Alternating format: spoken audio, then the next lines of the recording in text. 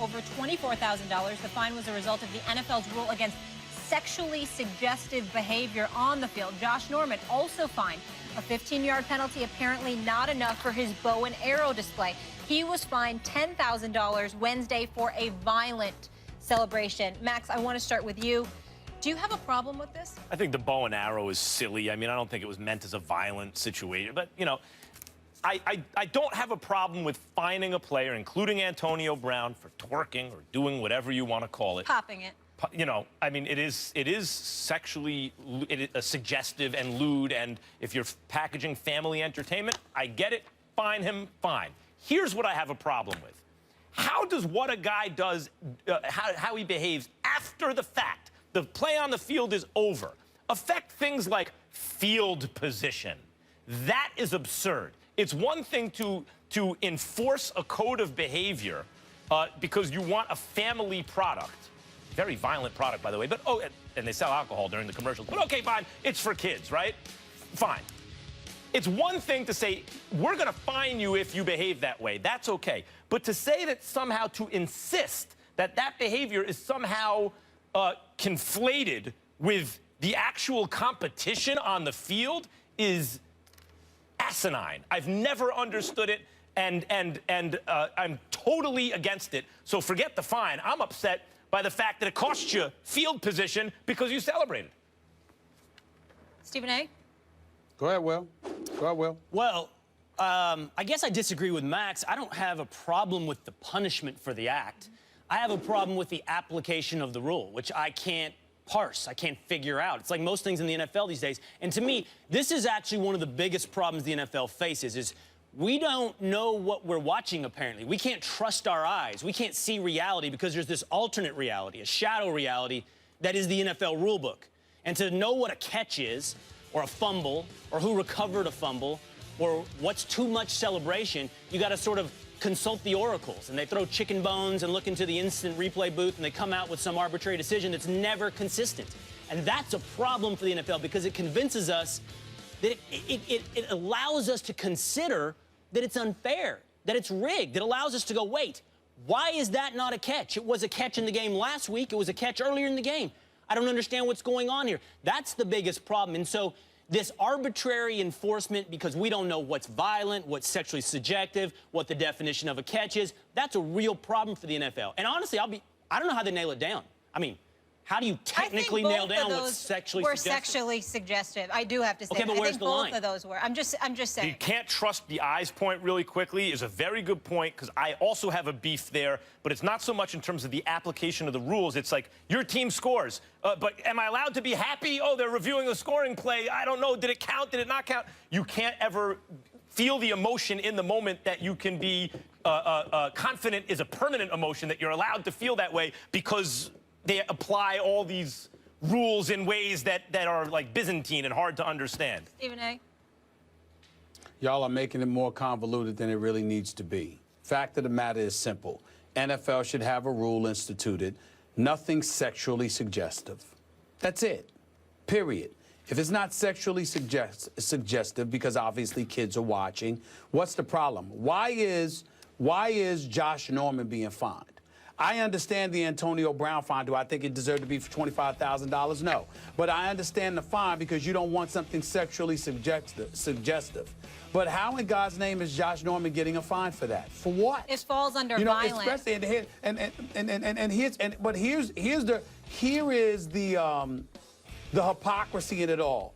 Look at the Redskins. Look at, you got the whole Native American issue, which Max has spoken eloquently about on many, many occasions, okay? And, you think about the bow and arrow and all of this other stuff. He being a member of the Washington Redskins, that may very well have been the reason that he did it. I don't see them looking to change the name. I don't see them looking to do anything about that. Why would you sit up there and penalize him for something that harmless? And that's just one of the examples. There are many others where the NFL has definitely been a bit excessive. I mean, you're controlling the shoes folks wear, the color socks they wear, and stuff like that. I mean, the list just goes on and on and on. It doesn't stop, and that's why I applaud and completely appreciate Mike Tomlin and where he's coming from, where Mike Tomlin said we need you to be a bit more specific as to what warrants warrants a fine, as opposed to something being so arbitrary and being implemented, you know, on an arbitrary basis where you can't define exactly what the problem is until you are confronted by it. And if you got a problem with somebody, how about giving them a warning first and then make sure and see what happens thereafter, so, Stephen as opposed to just, you know, deciding to fine them. You would pare down the unsportsmanlike conduct penalties in celebration to sexually suggestive. That's what you're saying. You'd allow the bow and arrow. Yes. You'd allow the flexing and all that. Sure, why not? Yeah, I would allow the flex. You don't want anything. You don't want it going on for a minute or two or something like that. But at the same time, if somebody's flexing or whatever, what's the problem? No. What about a guy Especially in slitting a his sport like throat, doing football. that kind of thing? That's okay? Well, again, fine. Something sexually suggestive Or violent. Or violent. That's Okay, a but bow here's and the arrow. problem. Fine. So here's the Bow and problem. arrow I'm can with hurt Stephen someone. A. I'm with Stephen A. The way to fix your problems is to pare down your rule book. It's like the federal criminal code. Nobody can get their hands around it, and there's laws that contradict each other. They literally don't know how many things are against the law at the federal level at this point. We don't know what's going on in the NFL. However, paring it down doesn't solve all your problems because, as you point out, once you say violence is wrong in celebration, okay, throat slash bad, bow and arrow shooting good, where was the line there? I don't see what the bright line is. I agree, by the way. Josh Norman shouldn't be penalized. Carlos Hyde was penalized last night for flexing, literally doing sort of the Incredible Hulk flex. I mean, I think there's an answer to your question, and it's nothing sexual at all. And in terms of the violence, because it's inextricably tied to a very violent sport, right? You got to do it on a case-by-case basis, and when they see something they don't like, they can say, okay, he did that. The next time someone does that, that's going to be a fine. I think people can be reasonable about what violent stuff constitutes what. And to Stephen A's point, I think that's the real reason. I don't think it's about the violence with the bow and arrow. I think that the Washington franchise is under some pressure about the name, and they felt that that hit a little too close to home. No question, but the flexing should be allowed. And I don't need to see a man twerking, just throwing that out there. I know. Never I sacrifice know field that's your position team because teammate. they celebrated. That's absurd. Jets fans cannot be happy with the performance of Ryan Fitzpatrick this season. He's already thrown 10 interceptions, 9 in just the last 2 games, resulting in the Jets having a 1-3 record, tied for worst in the AFC East. Fitzpatrick's poor performance is leading many to question if Geno Smith, who hasn't started since 2014, should be given the job back. Hello, Mark Schlereth. Hello, how are you? you doing? I'm good. What do you think? Fitzy's job on the line?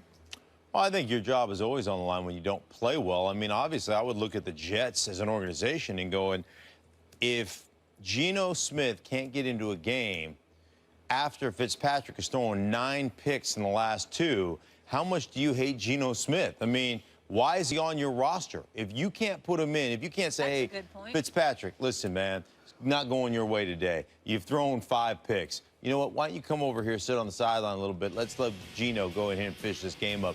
If you can't even make that move at that point, then why is he on your roster? And, oh, by the way, Bryce Petty is hurt. You draft Christian Hackenberg. Have you not developed a quarterback that you feel consistent about or that you feel good enough about to put in a game when your starter is really struggling? I'm not just saying bench him. I'm saying pull him and say, man, listen, man, tough day. Didn't go your way today. But they don't even have the faith in Geno to do that. It really shows you from a personnel department what they're giving Todd Bowles, the head coach, to work with if they don't feel comfortable putting Geno Smith in a game in the last 2 weeks. So my question again would be, why is he on your roster? If you can't stand him that much, why is he even on your roster? 100%. And by the way, Geno Smith didn't get a long-term deal. First, he didn't get the money he wanted, then he didn't get the years he wanted, and there's a reason for that. It's because he hasn't been a very good quarterback throughout his career. He's a competent NFL quarterback, a very good backup, and as a starter, you're probably looking for someone a little bit better. If, he doesn't look like a long-term, never been a long-term answer to anyone's franchise. He's turnover prone, obviously. 9 interceptions in like a half a second.